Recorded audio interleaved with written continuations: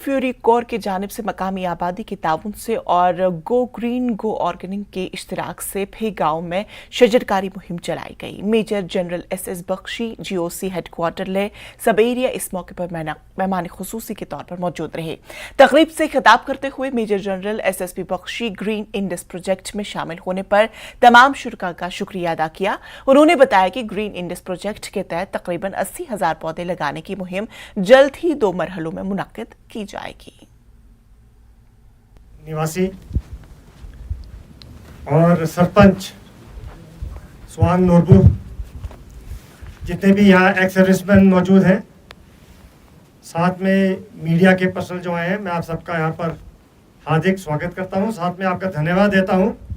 कि आप सब मिलकर इंडियन आर्मी के साथ मिलकर जो ये ग्रीन इंडस प्रोजेक्ट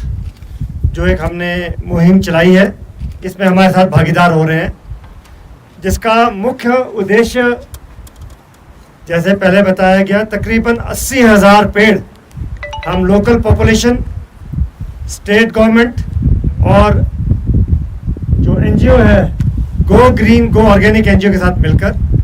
80,000 पेड़ हमने तकरीबन 2 फेज़ में लगाने का कार्यभार संभाला है, जिसमें कि 19 से 22 अप्रैल के बीच में हम तकरीबन 40,000 पेड़ लगा रहे हैं और फर्स्ट वीक ऑफ मई में 40,000 पेड़ हम कोयूल और न्यूमा में 40,000 पेड़ लगाएंगे। ये